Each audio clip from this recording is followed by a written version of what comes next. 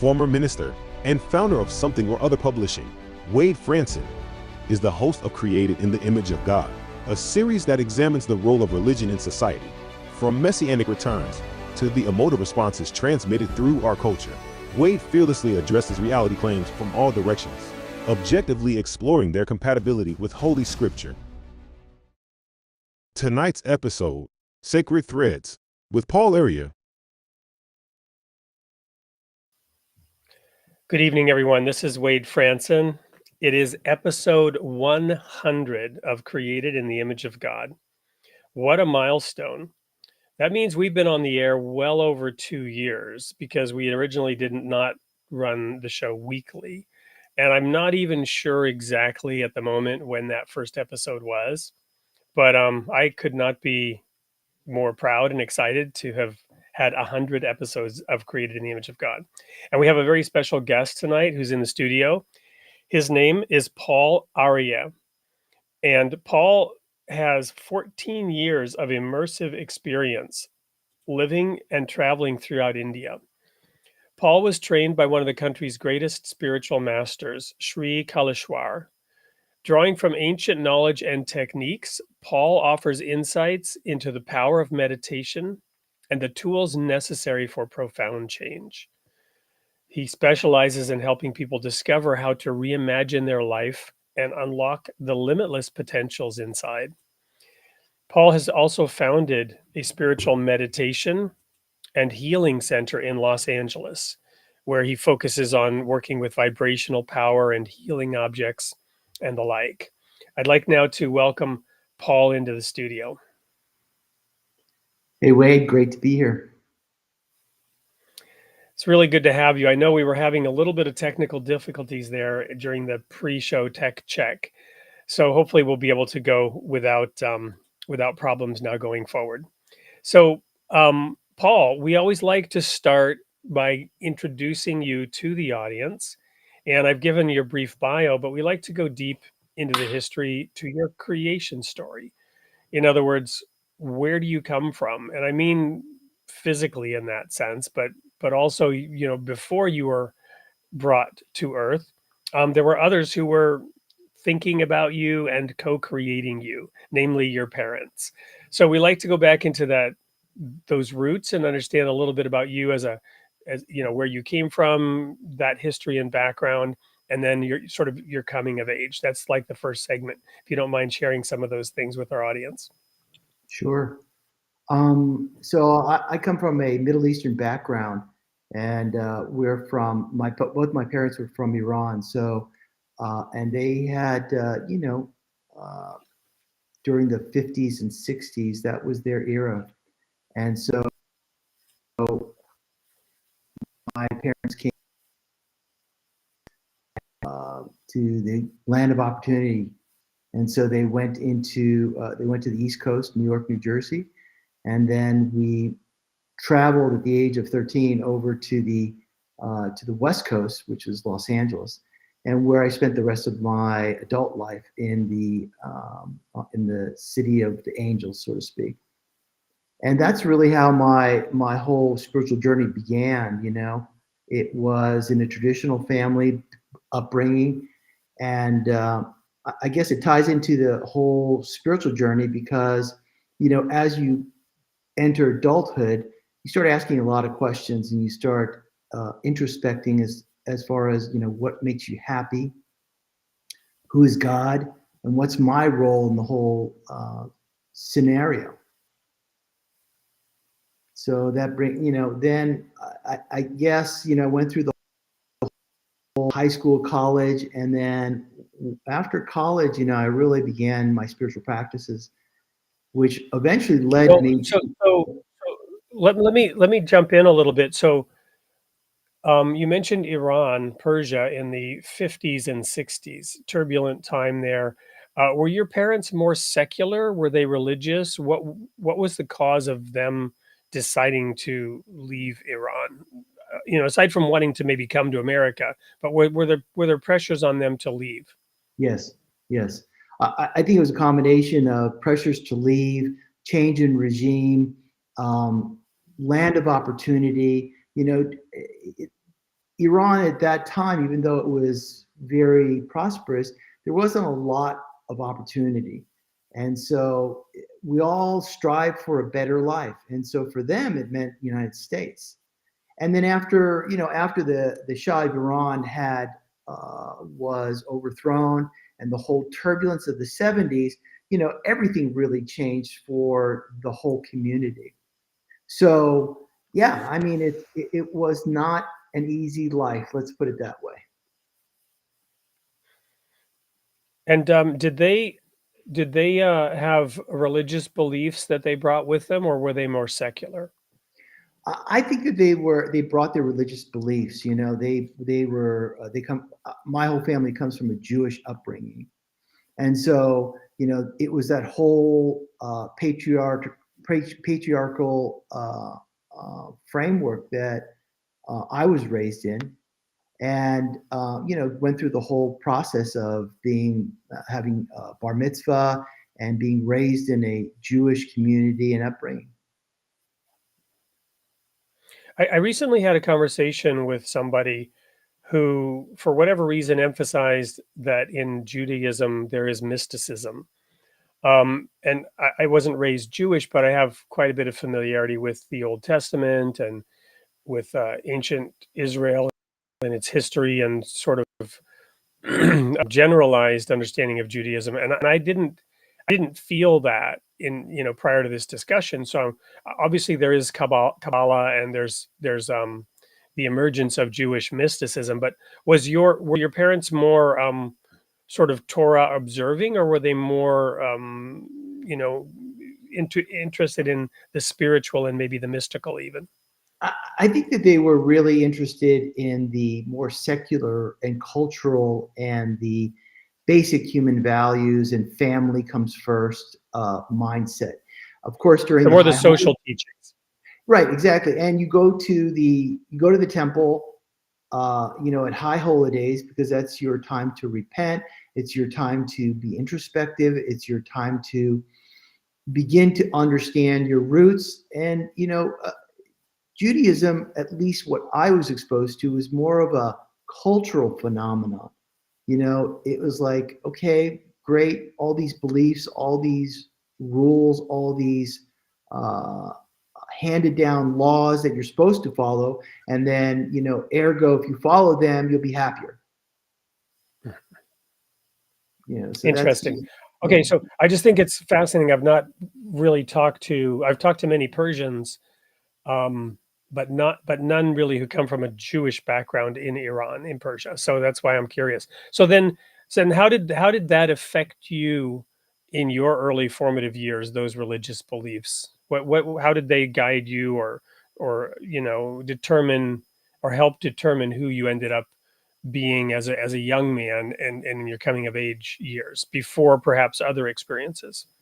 Yeah, it's a great question, Wade. And I think that the bottom line is that I asked questions about happiness, about God, about mysticism, but I never could get answers. I mean, I was searching for something deeper, and I think I was searching for a relationship with the divine, that mystical aspect. I mean, by the time I became a full-grown adult, I realized that I wasn't going to get the answers and the experiences that I need, because really religion without experience is really dogma, and it's just a bunch of rules that are imposed on you by a structure which says, follow this, then you'll be doing your duty and you'll be a person. But the problem is that where does personal happiness come in? Where does your personal relationship with the divine come in? When you ask a question in a real spiritual context, you should receive knowledge, you should receive information, you should receive divine intervention.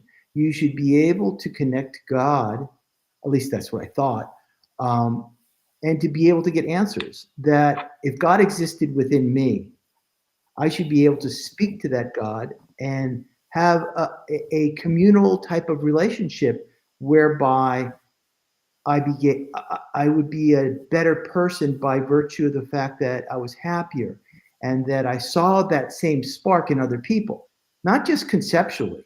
You know, the dogma of concepts just really didn't fulfill anything to me. You know, it made someone else happier because I'd follow the rules and I'd follow their structure. But personal happiness, personal communication, personal empowerment was what I was looking for. And I didn't find it. Fascinating. Okay, so then, so as you were then searching for those things and not finding them, I assume that's maybe what led you into, moving further east in your search. Yeah, figuratively and literally. Yeah, because during the '80s or late '70s to early '80s, I think I had my first experience with a saint. His name was Muktananda, and just that relationship, that ability to talk to someone, that ability to experience the energy of God through his teachings and through meditating, because I got to actually spend time with him and really ask a lot of personal questions that I had been searching for. And basically, he said, he gave me a lot of answers, but he also said that your path is still in front of you.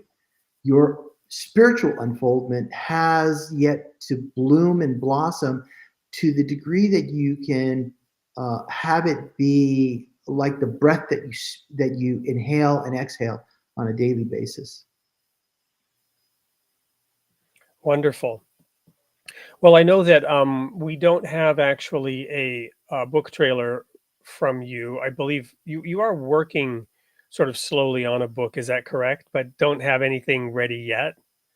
I have several chapters about it, and it took me a while to really digest the experiences that I had while in India for 14 years. I mean, witnessing and participating in miracles, experiencing divine visitations, to be able to understand and digest them so that I could speak to them authentically. Having a spiritual experience is one thing, but to understand its impact and to understand its significance is really at the core of spirituality. And so part of my process has been digesting it, so to speak. And now I've gotten several chapters completed. And one of the chapters was to understand the miracle we call in Christianity the Jesus factor, or the Jesus consciousness. And we Well, can go into. we'll get into that. We'll get into that in a couple of minutes. I just wanted to sort of segue out of that initial segment. We usually then will air an ad for the author's book. In your case, that's still a work in progress. You're still digesting, processing, creating that book.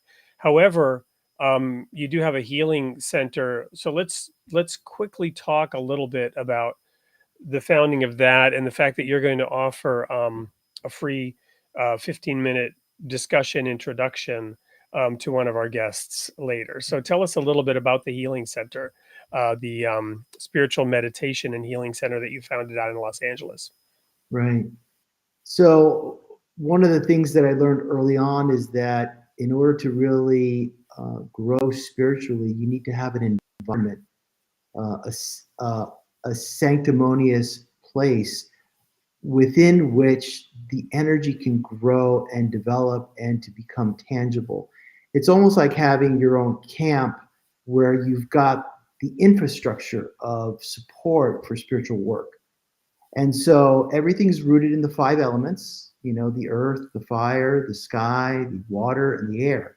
And so the earth element is really profoundly important with all spiritual work, because when you have a strong base, then the spiritual experiences come much more easily. So, and plus the fact, if you're going to heal and if you're going to do the spiritual work, then you need to have a plot of land that can hold the vibrations. And so knowing that, that's what I did. And in fact, in 2013, we established our center here in Tarzana, which is in the San Fernando Valley of Los Angeles. And we developed the energy. We grew the energy to where it is today, which is a full meditation and healing center. When you come on the property, the peace is very tangible. The nature is very strong and powerful, and the vibrations are very healing. Wonderful. So, without moving to an ad, I just want to encourage our audience to continue the comments, which are already starting. Thank you so much for those coming in. We will visit those in the last segment, and we'll be introducing you to Paul personally, so that you can have that free discussion with him personally. But then I'd like to now jump right into the work that you're doing, and from there we'll go into those experiences in India. But let's start with this idea that the earth had to be prepared, that energy had to be, in that sense, created. Unpack that for us a little bit. What does that mean? And realize that, myself, others, complete novices, really have no understanding of what you're talking about, but very interested and in fact fascinated and curious. Right. So there is a science to the elements when it comes to the blueprint of a floor plan or of a property outline, and so on and so forth. And it has to do with the spiritual energy. In the spirit, by spiritual energy, meaning that you have to have all the elements aligned and cooperating with each other. And how you can imagine is that if you take a square and you divide it up into four quadrants, those four quadrants represent the elements. And so when they are in the right place with the right orientation, I know this could be a little bit difficult, but just bear with me. Then there's harmony between the elements, and then the power of the elements increase.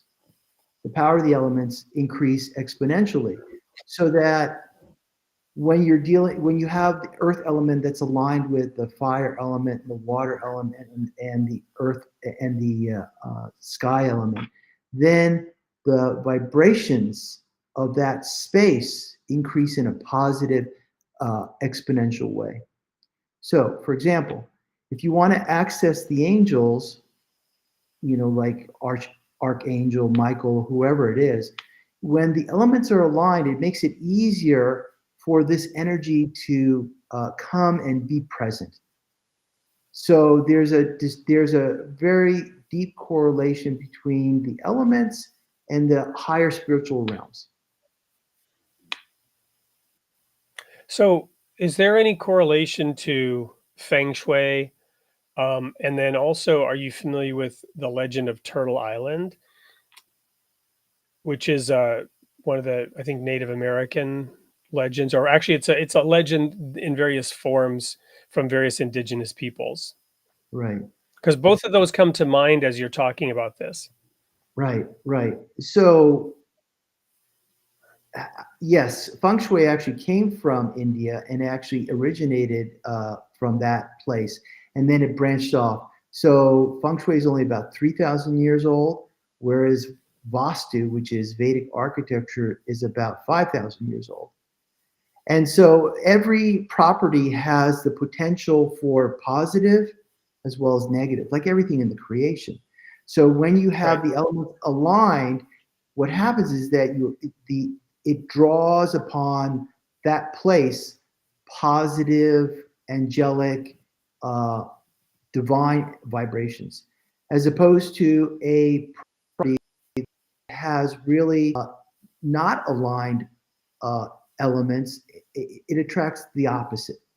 It attracts the opposite, and people who stay on that property will tend to go in a negative direction.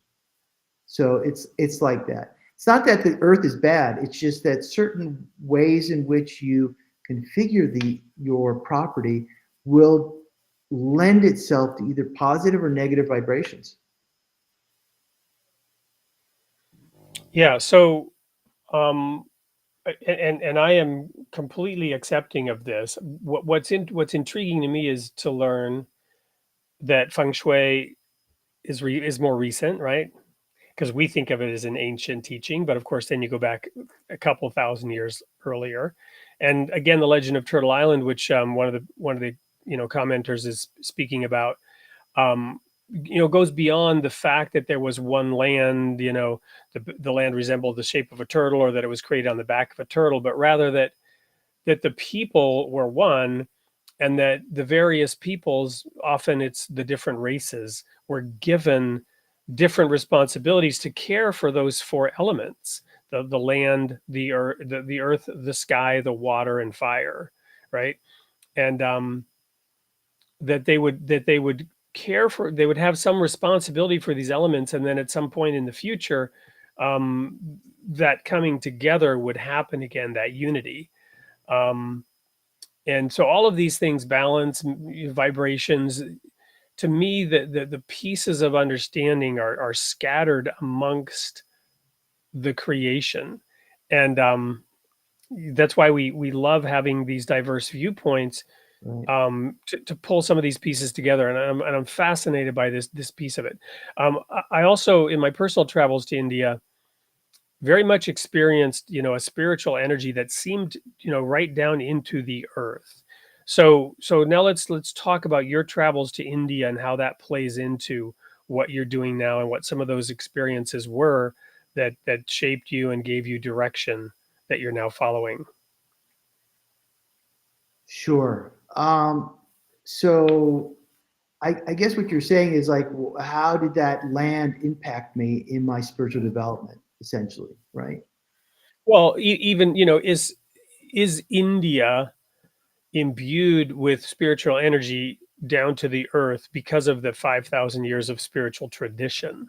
Um, Yeah. not that it's in balance today. There's probably a lot ecologically out of balance in India, but nonetheless, you follow me? And then how did that play into your experiences over there?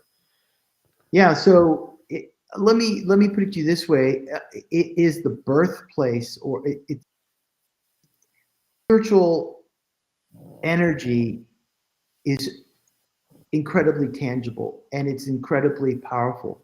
And I'm sure that your audience knows of the theory that Jesus went to India. So then the question is like, why would Jesus need to go to India? And the answer to Well, and that, there's also the additional theory that his disciples, Thomas, for example, right, in southern India, right, um, and I visited some of those places when I was there. right. So the question that my teacher was very much connected with Jesus Christ. He felt that this was a time where that Christ consciousness was blooming and expanding, and so he spent significant portion of his spiritual development to understand the Christ he was and what it is that he brought to humanity. And you know, if you think of Jesus, you think of love. If you think of Jesus, you think of healing. If you think of Jesus, you think of miracles. And in that context, the question that everybody asks is like, where did he get his powers? Where did he get his abilities? And all the saints of India knew that he was going to come to India. Why? Because India is really the birthplace of the spiritual miracle energies that is directly linked to Mother Divine. So Mother Divine is the giver of the miracle energies. So it makes sense that from my perspective, that Jesus had to open his channels. He had to open his abilities. How did he do that? Well, he had to go to India and he had to meditate. He had to do sacred rites of passage and meditations that were linked with the elements and linked to Mother Divine, because it was Mother Divine that wound up coming to him and blessing him with his abilities. What were the abilities? He had the ability to heal. He had the ability to cast out evil. He had the ability to take away the sins of his disciples and the people. Sins means people make mistakes, and those karmas come to you in numerous lifetimes. So, Jesus had that soul which was so powerful that it was inevitable that he would reconnect to Mother Divine, which is the source of creation in this earth plane. So that is where he had to go, India, in order to receive that wisdom, to receive those abilities, to receive the blessings of the mother, to go back and to help the children of the earth.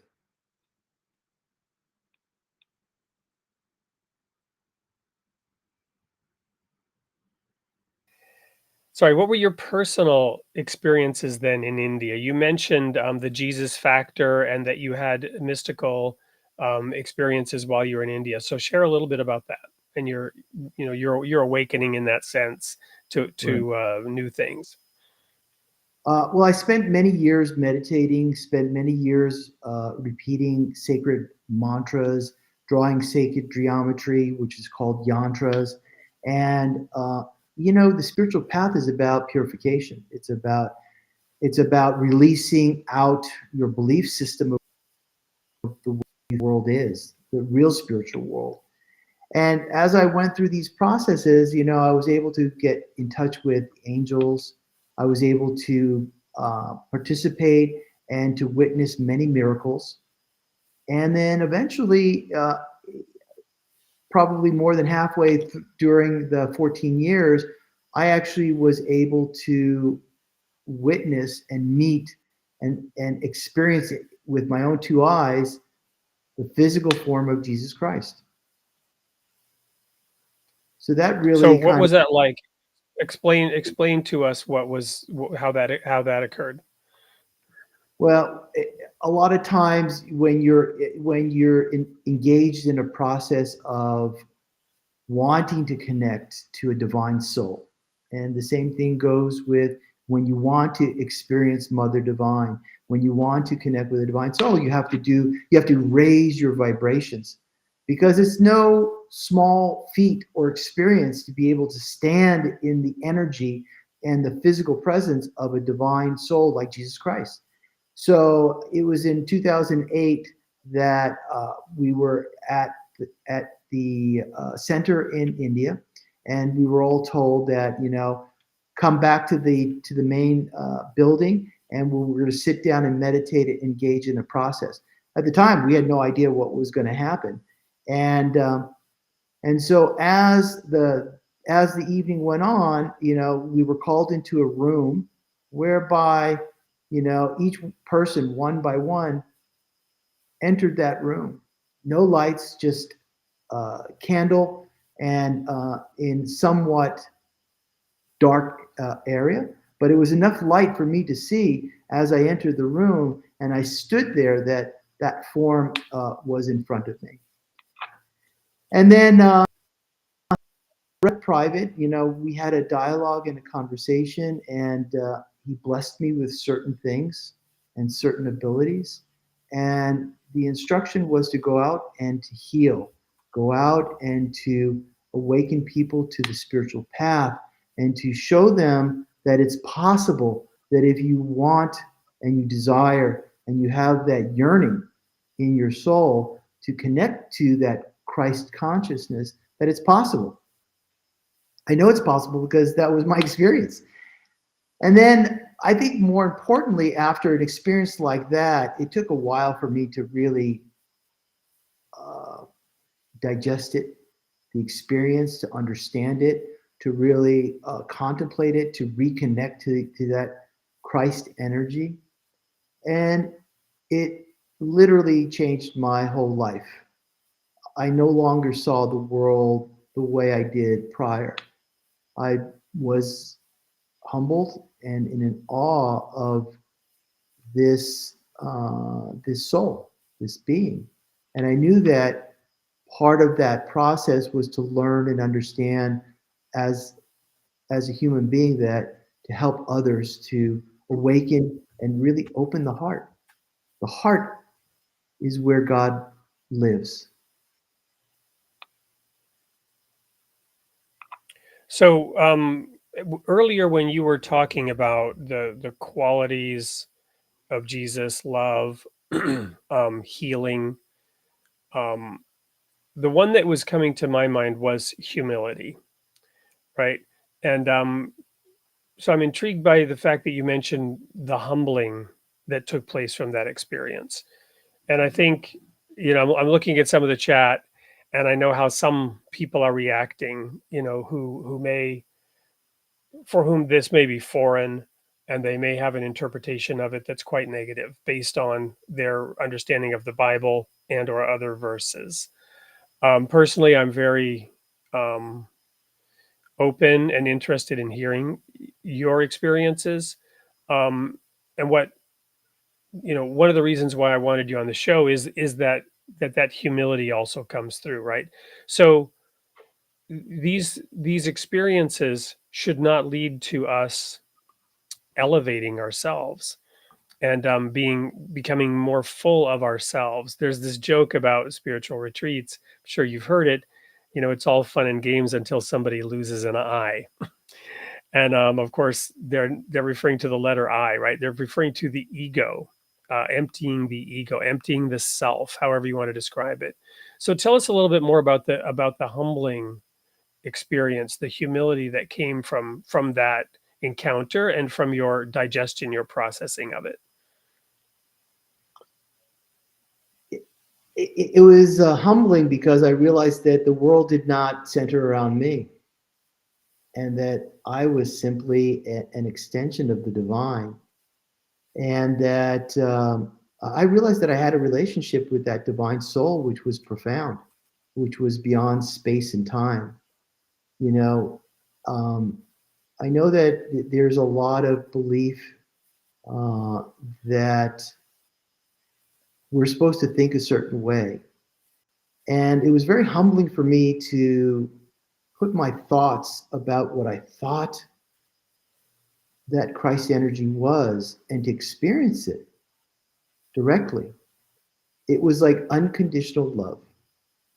It was we talk about love in terms of a very fantasized romantic love on the internet, but in reality, that Christ consciousness is to recognize the oneness of humanity, that we're all here on this journey together to reconnect to God's love.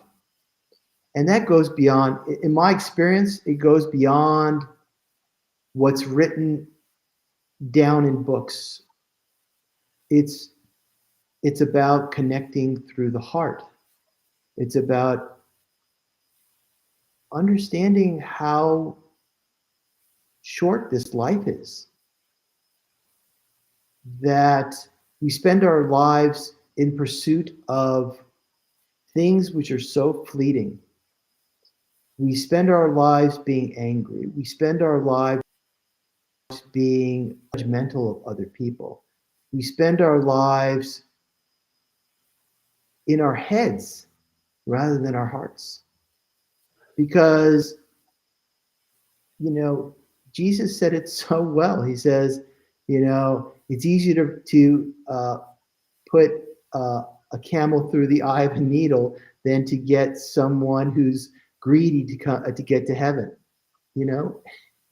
And Well, yeah. So let me unpack that a little bit. I love that you brought that up because I'm watching some of the comments in the chat, and I don't want to let us react and respond to people in the chat rather than the message that we need to discuss. But I don't want to ignore those comments, and so I love that you brought up that it's easier for a camel to go through the eye of a needle than it is for a rich man to enter the kingdom of heaven, right? So there's a physical and there's a spiritual piece to this. So there is literally a little gate called the Eye of the Needle in Jerusalem. And on the Sabbath, that was the gate you had to come in and go out of, because on the Sabbath you were not allowed to transact business. So a camel could literally go through that gate, but everybody would have to get off the camel, and you'd have to take all the boxes off, and the camel would have to get on its knees and crawl through the gate, literally. So that's, Jesus was referring to this very physical thing in that analogy. But then spiritually, he's not talking about physical wealth at all. There's some comments from some of the Baha'is in the chat, and I want to address that. Um, the spiritual teaching, the greatest wealth is spiritual knowledge. But in the Baha'i writings, it says that knowledge is the most grievous veil. That which we know, or even worse, that which we think we know, is that which will prevent us from understanding what it is we need to understand. So, for example, just to address a couple of the comments in the chat without even sharing what they are, because this is airing on different channels. So, people on one specific Facebook channel will see certain comments. People on YouTube watching this will see other comments. People watching it on LinkedIn will see other comments. Not everybody sees all the comments. So specifically for the Baha'is, Baha'u'llah said, I think it's at least 6 times, and in his tablet to the world, he said, and this is the message for the entire world and for the Baha'is: consort with the followers of all religions. So of all the faiths, of all the religions that should know this, the Baha'is should be first and foremost to know. You don't judge them doctrinally and hit them over the head with your teachings and your doctrine. So whatever it is that you disagree with, remember that humility. Remember that we're talking about the Christ spirit of humility. Jesus said, if there is any in Philippians, Paul said, if there is any consolation in Christ, any comfort of love, if any fellowship of the Spirit, if any affection and mercy, fulfill my joy by being like-minded, having the same love, being of one accord, of one mind. Let nothing be done through selfish ambition or conceit, but in lowliness of mind, let each esteem others better than himself. Let each esteem others better than himself. Let each of you look not only for his own interests, but also for the interests of others, not insisting that we're right, that our understanding is right, or even the most important at this moment, to sort of throw it at other people and force them to be confronted with what we think or what we know. And it goes on to say in Philippians, let this mind be in you, which was also in Christ Jesus, who being in the form of God, being a divine being, did not consider it robbery to be in that sense equal with God, but made himself of no reputation, taking the form of a bondservant and coming in the likeness of men. And being found in appearance as a man, he humbled himself and became obedient to the point of death, even the death of the cross. Therefore, God also has highly exalted him and given him the name which is above every name, that at the name of Jesus every knee should bow, of those in heaven, those on earth, and those under the earth, and that every tongue should confess that Jesus Christ is Lord, to the glory of God the Father. So these verses are critically important as we seek to understand another person's perspectives, another person's experiences, different from our own, maybe challenging to our own beliefs. I'm reflecting now, Paul, on how you said your journey was to ask questions that could not be answered at the time by the people who were your spiritual leaders at the time, and the spiritual community that you were part of wasn't giving you personally the answers that you needed because you wanted to go deeper, higher, right? So sorry for this sort of digression. I just wanted to address a couple of the comments that I'm seeing in the chat in this sort of generalized way without calling anything out specifically. So I respect everybody's point of view, and everyone has a different path, but my personal experience is my personal experience. No one can say that it's not valid, but is that the Father is consciousness, is the fabric of this creation. And the mother, I mean, in Indian mysticism, that you can't have one without the other. You have to have the seed of you have to have consciousness, right? And the seed of consciousness is the fabric in which the whole creation is generated through the mother's manifestation of the father's seed in Indian mysticism, you know, and the joining of that female and male energy is the spark of creation. And to understand that spark of creation, you know, you need a teacher. And that's what Christ preached. He preached the glory of the Father, but he also understood the magnificence of the mother, because they're both components of the same world that we live in. And in that creation, there's tremendous bliss, there's tremendous love, there's tremendous, I mean, you walk out in the nature, you just look at the nature, it's amazing. It is amazing because the energy that's vibrating through the trees, through the ground, through the sky, and the creation of this world, one part is absolutely amazing. But it's the divine Father's seed and the mother's manifestation of that consciousness that this world exists. We have to understand both. And it's through, in my estimation, it is understanding that Christ consciousness, understanding and getting in tune with that love, hearts up to that creation, that healing happens. Jesus was a vehicle for God's love and God's energy to bring back harmony in people's hearts. So in a sense, he returned everybody back to the source of the Father, which is consciousness, so that people can understand that the same consciousness that exists in Wade and Paul and all your followers is that same consciousness, the vehicle through which you call Jesus Christ.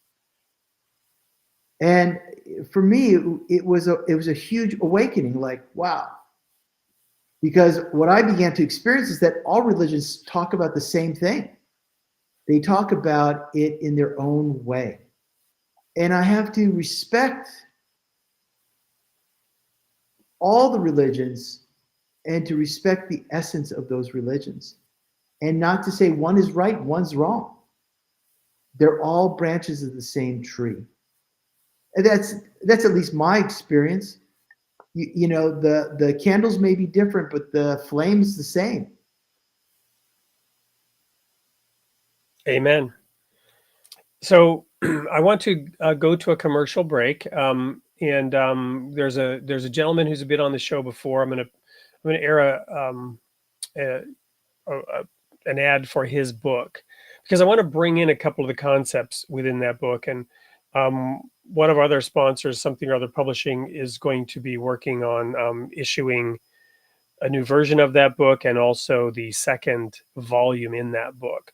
So when we come back, I'm going to unpack a couple of things that you said and go a little bit deeper with this in light of this this input from another author, Joseph Atman, who has a PhD in the philosophy of religion, and he's written a book called The Philosophical War, which is his reinterpretation of the Genesis story, which we'll get into in a moment right after this ad. Don't go anywhere. We'll be back with more of Paul Aryeh and his experiences with India and with the Christ factor and his work in the healing area. Don't go anywhere. We'll be right back. Where the battle of minds goes unnoticed, one man dared to challenge the very structure of consciousness itself.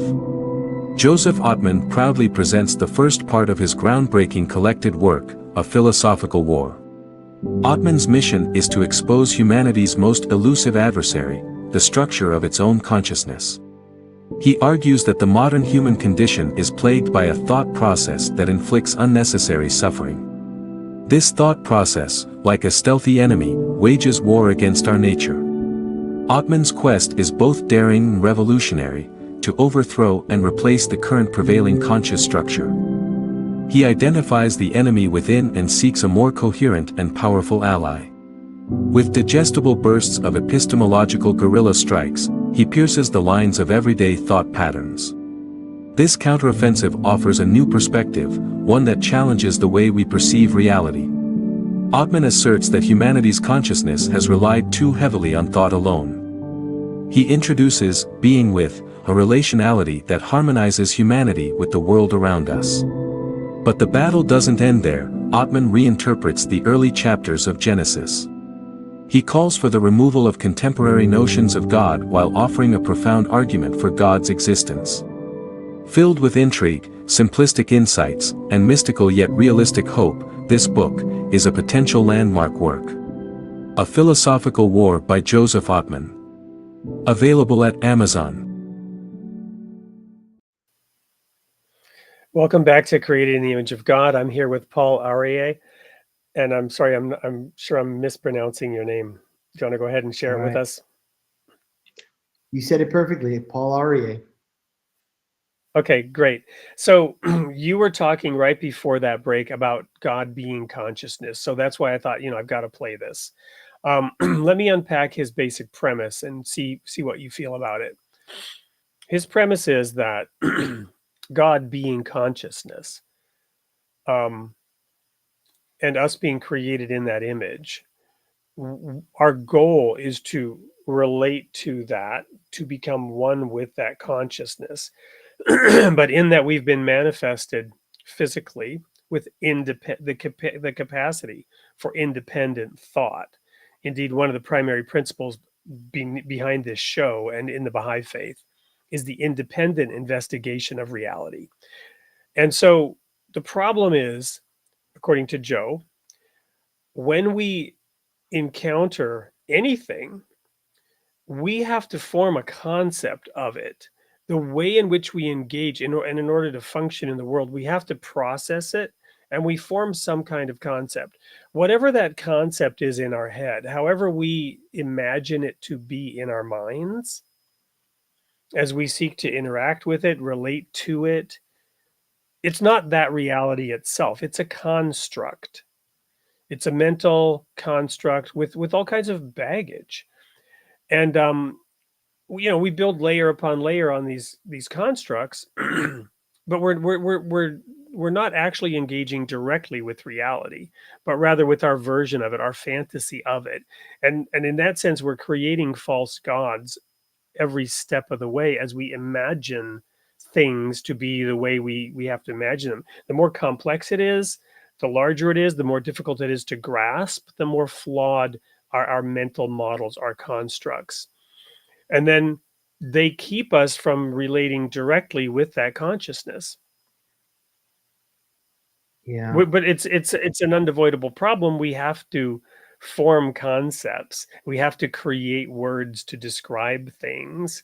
And we can get very much off in our own echo chambers. I understand. Which is why Leonard Cohen, in his brilliant song anthem, the chorus is, ring the bells that still can ring. I was thinking about this earlier when you were talking about your early experiences with Judaism and how you had to look for more. Ring the bells that still can ring.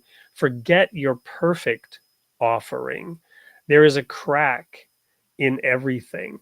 That's how the light gets in. It's when our constructs are challenged. It's when our belief systems are challenged by reality that we can begin to reshape our understanding and get closer to the truth. We will never arrive. We will always be getting closer. Wherever we're at, we should want to get closer to it. Yeah. What's your reaction to all that? My personal experience is that one part it's true, because let's see the reality. The reality is that you're in a physical body. You're in the 5 elements.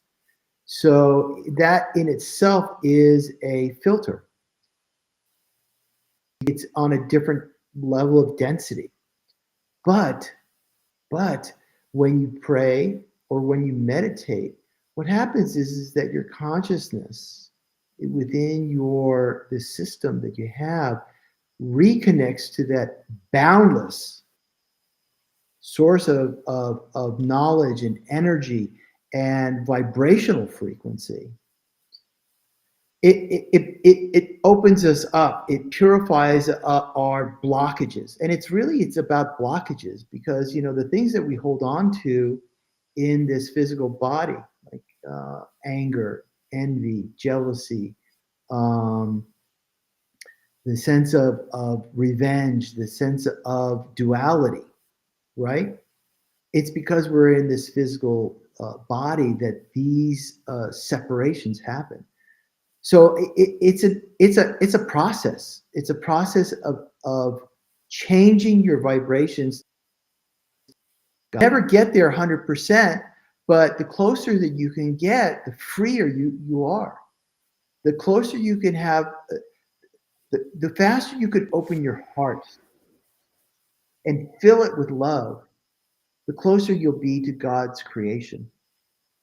So until you leave this planet, drop the body, and the soul merges back to its creator, our job here is to work at purifying, to work at removing the veils of duality, and to experience God's love within our heart as we're walking on the planet.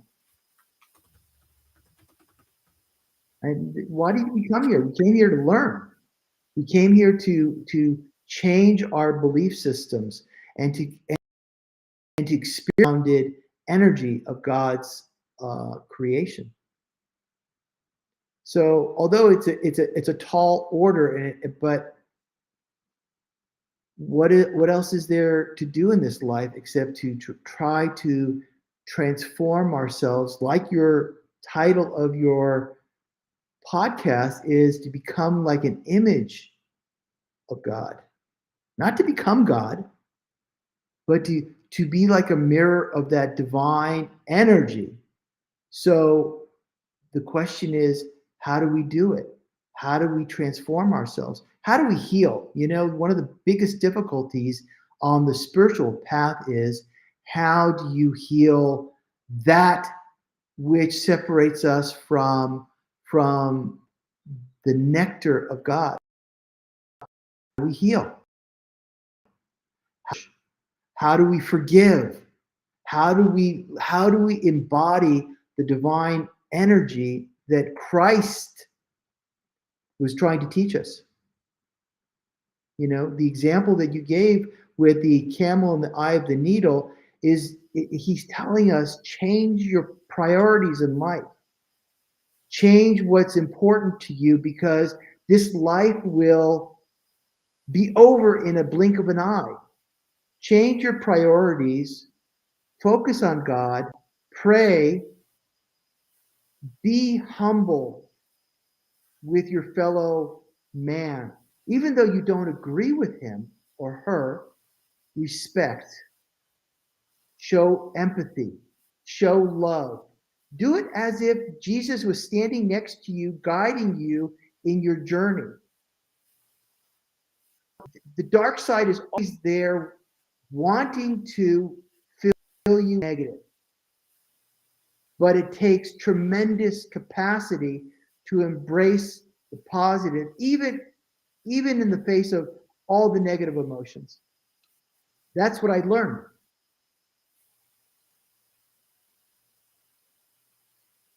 Beautiful and wonderfully said. I want to share a quote because you talked about purity, and then you referred again to the the camel in the eye of the needle, and transcending that, having different priorities. This is a quote from Baha'u'llah. It's something called. It's from a collection of short, powerful statements called the hidden words, and this is the first hidden word from Baha'u'llah. O son of spirit, my first counsel is this: possess a pure, kindly, and radiant heart, that thine may be a sovereignty, ancient, imperishable, and everlasting. And why this came to mind is the intermix of things here. Like when we talk about the camel and the eye of the needle in priorities, I'd never I'd never looked at this term possess in that light. We think of possessions, right? And now we think of greed and trying to acquire possessions, right? But rather, here we're told the thing that we should possess. And I hadn't looked at the word in that context. The thing that we should strive to acquire and possess. I mean, we already have it, but I guess it's more like polishing it in that sense, or cleansing it, purifying it. Possess a pure, kindly, and radiant heart, that thine may be a sovereignty, ancient, imperishable, and everlasting. And that purity. So tell us now a little bit more about your experience in getting to this place where you have a focus on love and healing and those things that you mentioned that are the things we need to possess and need to acquire on this plane of existence. Right. So when you enter the spiritual path, if you really have the intention to know God and understand God's love, what I realized early on was that I had to face my demons. And people don't understand that concept, because if you don't start to recognize that which in you, which you've brought along many lifetimes, are the things that you need to purge. As you purge out, for example, anger. Anger is a very destructive thing. And it is the one trigger in life that will pit us against other human beings and force us to have the illusion of separation of individuals. Christians against Muslims, Hindus against Baha'is, Buddhists against the next religion. Because we think that embracing God, that we need to defend God. God doesn't need defending. You know what I'm saying? And Amen. Yeah. And what I notice is that it's all about that some teachers within various different religions are more interested in power than they are God's love. Power and control. You control the people, you have power. But you're not liberating them into the glory of God's love and compassion. Teaching compassion. Okay, what's the opposite of compassion? Enmity, anger, jealousy, greed. That person has something that I want. I want to possess that. And you can begin to see that these seeds are so unconscious. These seeds are so hidden within us that part of the spiritual path is to recognize it, and have awareness or consciousness that they exist, and then try to purge it from our system. And if with it, then we have to seek divine counsel. And it could be as simple as a prayer. Jesus, I have jealousy of my neighbor because they have more money than me. Please take this sadness or this feeling of unworthiness from my heart, and let me be happy just with the love that I have for you, And what I realized is that a lot of my actions were driven by these darker tendencies and these darker habits. They're habits, really, when you take a look at them, and these habits are rooted in pain. Unworthiness is a huge example of how we don't love ourselves, because we don't see ourselves as an image of God. So what I realized I started getting in contact with that which separated me from where I wanted to go. I wanted to connect to the angels. I wanted to connect to God. I wanted to experience love of myself, and really let go of the the vibrational emotions which were only hurting myself. Does that make sense, Wade? I mean, it Oh, sounds kind of, absolutely. No, I want to just add, because you mentioned pain, and you mentioned, exercising the demons, right? Um, they're often fear-based as well. I've used the analogy of the demon that possessed me, which was a fear-based demon, and I'll share it here openly. When I was a young boy, 8 years old, my parents divorced. And that led to, for me, a catastrophic situation in which my father kidnapped us and smuggled us out of the country. And we were separated not only from everything we knew, including our mother, but from each other. He put us with three different sets of aunts and uncles. And because he had to go back and earn the money to fight this international court battle now, because the Swedish courts had awarded him custody. And he was an FBI fugitive after the kidnapping, but when he pulled it off, suddenly he was not a criminal. It was an international court battle as to who had custody. Um, and so I don't know, the laws may have been changed. This case eventually went to the Supreme Court of Sweden. The point is, it was so traumatic for me as a boy that I had this fear of relationships. And ultimately, when I did end up getting married, a fear of divorce. And that fear was so strong, it possessed me in that sense. right, So right. I said, as a reaction to all this, I will never get divorced. And I also, built this on scripture, because in the Bible, the Hebrew Bible, Old and New Testament, it says God hates divorce. And I could attest amen to why God hates divorce. And so this desire to never do the thing that God hated was reinforced spiritually with the teaching and the doctrine as I understood it. And indeed, it is a horrible thing, and it would be better if divorce didn't happen, right? But nonetheless, it does happen.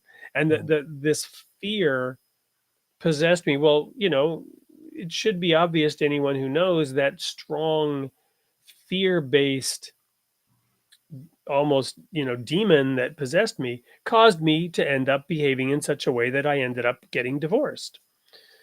And it was through that pain and through that horror that, I said I would never say never, that ultimately, that there was some healing that came through that, and that demon no longer possessed me after its power was broken by having it actually happen. It almost broke me in the process, but then God showed his love and mercy and gave me a new life, and now I have a beautiful family. But I had to exercise that demon. I had to go through that hell in order to come out the other side. Right. And it's really interesting. Pain and suffering is the meal of the negative dark side. They feed off of it, and I don't have any issues sharing that on this podcast, because it's truth that the dark forces create pain, suffering, because it creates an energy which they feed off of, but they can't stand love. That it's love. Only thing that the pain and suffering hurt. That's the first and foremost thing. So whatever it is that Well, and here's the simple analogy as well.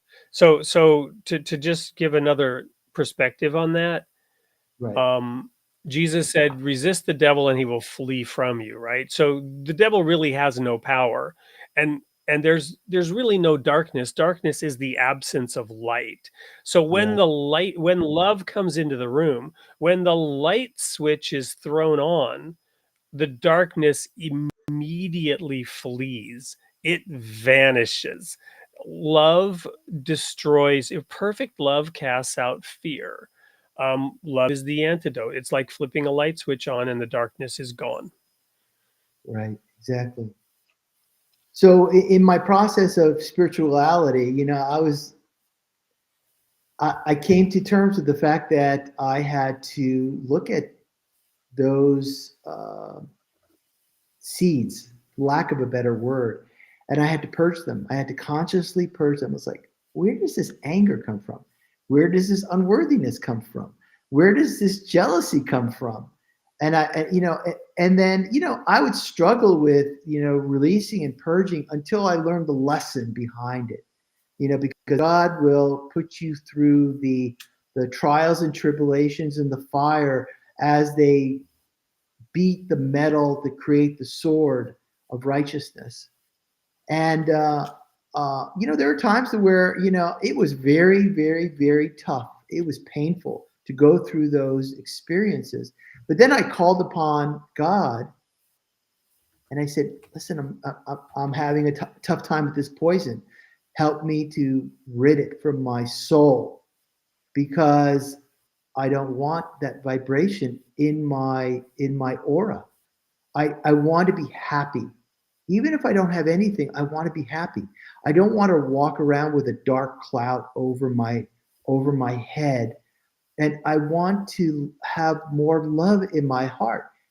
And sure enough, when I put that intention into the creation, God responded. God will respond. It's amazing. The universe is the embodiment of God's love. And if you really have sincerity in your heart, you can transform anything. And that's what I try to teach through meditation. You can change your vibrations. You can cultivate a healthy soul, And I tell a lot of my clients, I said, there is no heartbreak that cannot be healed. If God exists, it is possible. It may take time. It may require a new level of faith, and it may require patience and a lot of hard work, but anything is possible in this creation if you know how to invoke God's power. Amen. I want to throw out a couple of anecdotes.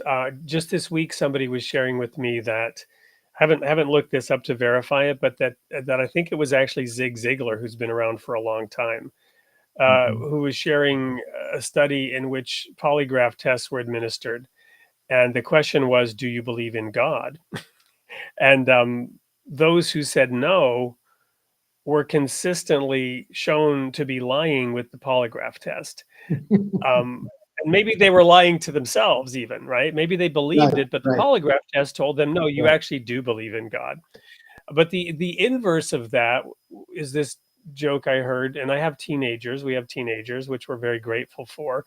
But the joke is that God made teenagers so that we as parents will create someone in our image who later denies our existence when they become teenagers, right? So because they want nothing to do with you during those years. But all of this just reminds me of another quote from the Bible in the book of Hebrews. What you were talking about, the pain and suffering and how darkness feeds on that suffering. Why did I bring up, well, does God exist? Because in those dark moments, or when people, when bad things happen to good people, people begin to doubt that God's exist. We begin to doubt God's love for us when things don't go the way we want them to, when we suffer. But in Hebrews chapter 5, verse 8, it says, though he was a son, referring to Jesus, yet he learned obedience by the things which he suffered. And we all know that Jesus suffered, like no man had suffered before. Right. In his innocence, he suffered. And having been perfected, he became the author of eternal salvation to all who obey him. So there's this cycle of obedience, submission to God, even when things don't go our way. The whole book of Job, the story of Job, Right. where who are you to question God as he purifies us by literally enabling or allowing suffering to occur. And of course, God is not the author of suffering. We do it to ourselves and we do it to each other. And our ignorance, our lack of skills, our lack of wisdom, whatever it is that ultimately causes suffering. Um, it's not God doing it, and yet we're being trained and taught to continue to obey and also have greater faith that despite it all, through it all, God's love is there. Yeah. Also, Wade, there's this other component that came to my mind is that there's certain lessons that we came to this earthly plane to learn. Yes. And what's really amazing is that when we actually can learn the lesson, that God will release us of the suffering that is behind it. And also, it's the other part of it is karma. Karma is action to reaction. If I did something to hurt someone else, that energy will come back to me, just as it would during Jesus' time. The difference is that Jesus took the sins of the people and bore the brunt of those karmic actions and washed it in one fell swoop. That was Jesus's greatness, was that he was able to turn poison to nectar, and he transmuted it, he transformed it, he gave it up to God because his faith in God as the creator, because everything came from God, then it should in turn be able to dissolve back into the nature. Amen. Well, we're already a little over time. We do this often, and I keep trying to not do it, but the conversations are so interesting. We've covered so much ground. We'll probably have to have you back to continue this conversation. We'll probably only have time to go through a couple of the comments, but let's jump into them. I'll go through chronologically, and I don't know, Paul, if you've been able to see some of them as they come through over on the right of the screen inside the studio. But Crackers is back and said, I don't always make it to the show, but couldn't miss this one. So you had some people. Crackers is a regular guest, or person in the audience, occasional regular. And welcome back. And I'm glad you showed up to watch Paul. We had Etsy Master asking questions about God encourages critical thinking and intellectual inquiry, especially if one remains open-minded. That was early on. I like this one. I'm not sure exactly what can he see you? Can he see you? The Jesus factor is something so-called time travelers referred to as well. I'm not sure what that's referring to, whether it's travel through time in our dreams, or I'm not sure. Do you know anything about that, Paul? Yeah, time traveling is the past, present, and future exist simultaneously in this creation. It's just that the question is whether or not we have the capacity to access it. And, I always go back to Jesus, because Jesus had the ability to access time, past and present and future. That's how he knew the lessons of the present, by looking at the karmic imprint of a soul to understand the past impressions and the lessons that needed to be learned in this lifetime. And so, they call it the Kala chakra in Indian mysticism. So it's one of the teachings that I learned while in India and practiced. So if you're, it's a tool, let's put it that way. So Jesus was able to go back in time and heal a person's trauma and heartbreak, and to heal it so that the present day experience could be like released. So I think it's a notion that a lot of people talk about, and there's that, as well as the Akashic records, which is the point in creation where all knowledge exists. And Jesus really was able to access that, and to be able to speak to people's souls. I talk in terms of like what my point of reference, but all these experiences have been validated for me over time, and yeah, it's quite extraordinary. It's a big topic in itself. Thank you so much. Here's another one. Gabriel was commenting as you were talking about nature, and exploring nature and meeting God in nature. If nothing else, it's breathtaking. We had Brad Evans. Life is a play. It's the playwriter I want to meet. Yes, indeed. Don't we all want to do that? We had, yeah. Yeah, we also had Bert Lawrence. This is an interesting little factoid. The glory of God came into the temple from the east, and as a pattern, it will happen again. When we were talking about the various gates in the temple, and I think Bert, this is the person who wrote a book on the location of the temple. We had Bert on the show here a few weeks ago. Thank you for joining us tonight. God thought of it first. Wrote, he used to wake up, or sorry, I shouldn't assume he.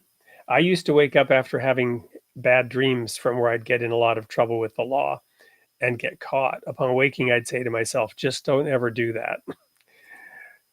So in a sense, that was a blessing. Any comments on that in particular or in general about our dreams?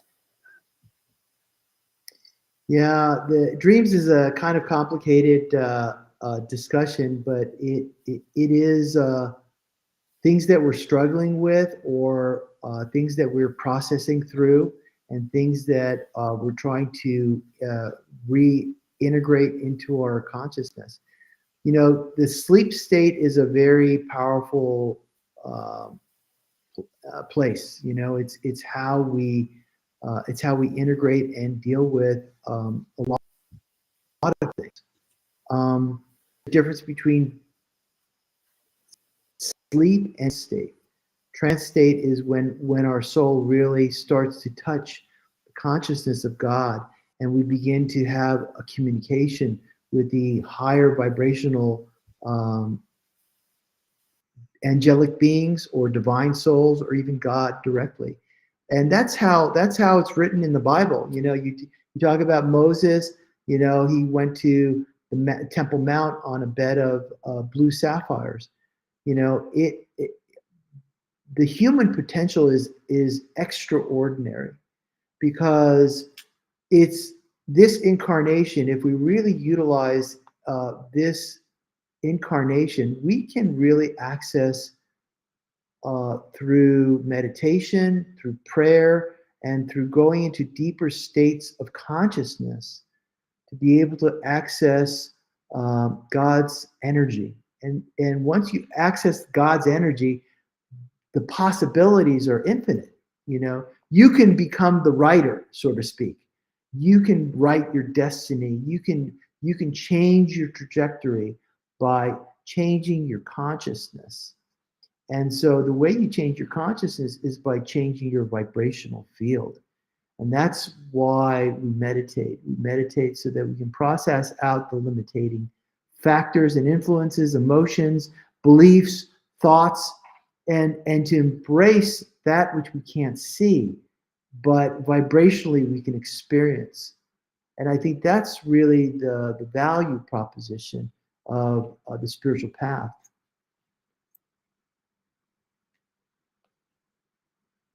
Well, Paul, I think that's a great point to end on, and invite that free discussion with you. What I'd like to do, if there is a comment that particularly jumped out at you, one of the ones I shared or one of the other ones where you'd like to offer it to a specific individual, we can certainly do that. We could also invite people to email you, and you could choose somebody that way as well. either way, up to you. We'd have to then share your email. But maybe you would like for people to be able to get a hold of you. So how do people who want to get in touch with you, how would they get in touch with you? Is there a place they can go to learn more about your work, to Right. get involved, to get engaged? Go to the website. Everything's there. My email's there. You can schedule a 15-minute free one-on-one just to talk to see whether I can help you. And then if you choose, if you see And that, that website, is that paularyeh.com? correct. All right, let me just go ahead and put that URL right there in the chat. Go ahead. And I think that's the best way to really create value for people, is to have that one-on-one. And I'm willing to spend the time and to do that. Go to the website. I've got my calendar there. You can just plug it in. You can send me an email. You can ask a question, and I do respond. And that's really the value proposition. That one-on-one is like a thing of the past. Everybody's got AI doing the answers for everybody these days, and it's that's a whole other conversation. It's AI versus God. Who's gonna win that competition? So I like to bring a human component to it, because I think that dialogue and discussion can really create insight and hopefully help someone. And then if people feel that something can happen, great. Then if people are looking for healing, we can schedule a healing where I talk to people, and we can do a distance healing. We can do a consultation. Maybe there's an area of your life that you need some support and some guidance. I'm there for people. And I think that's the best way for people to connect to me.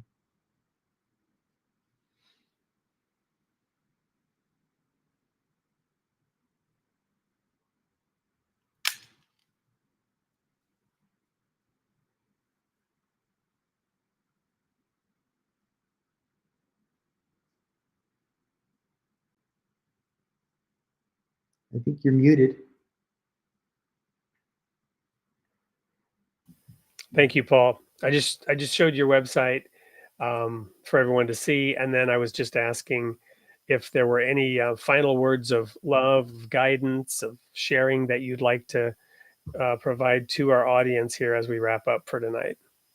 Yeah, I'm really happy to be on this podcast. I have been looking forward to this podcast, because it's God's way of saying, share love with other people. We're never going to all agree with each other. It's just not. That's just the nature of this world. But if we can see God in each other, if we can open our eyes, if we can open up our hearts, if we can have the dialogue. I mean, Wade, you and me, there's a lot of things we agreed upon. There's a lot of things we disagreed with, but it was wonderful. I don't know that, just for the record, I don't know that there's much, if anything, that I disagreed with you on. I've just been very grateful to hear you present your perspective, to learn from you, and to share it with the audience. I think whatever points there might be of disagreement, it might be an opportunity for me to actually understand better. So, yeah, and I think that we're at an amazing time right now. God's presence, that consciousness, that experience is so available. I mean, everyone's talking like the end of the world and revelations and this and that. I look at it as an opportunity to really become closer with that consciousness, that divine energy, those vibrations. And I know that I'm talking from an Eastern philosophy mindset, because that's how I came to understand and experience these things. And I know that for me to come and say, I went to India and then I had an experience of Jesus Christ. I also had an experience of Mother Divine. I also had an experience of angels, and I also experienced the miracle energy. And my feeling nowadays is that the miracle energy is more available to us. The human potential, because of the time that we're in, is quickly accelerating, and there's so much available. It really is inspiring for me. So I'm just here to help people, to share with people, and to do my role in this planet. Thank you. Well, the only remaining item then is for me to just let our viewers know who they can expect to hear from next week. So this was episode 100, and what a milestone it was. Thank you, Paul. Next week, same place and same time, we will have episode 101 with Randy Pryor. Randy Pryor is the founder of Hope for Husbands, and Randy focuses on the art of reconnecting. Husbands seeking to repair a broken relationship often try in vain to fix it. According to Randy, Ephesians 5, verse 25 calls us to love our wives, not make them happy or change them or fix anything. How can we apply this to establish divine marriages?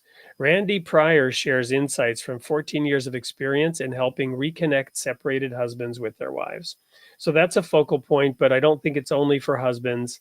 I think wives will enjoy, listening as well. Single people, people who would like to get married, people who are no longer married, anyone who wants to learn about human relationships with that most mysterious of creatures, the other, right?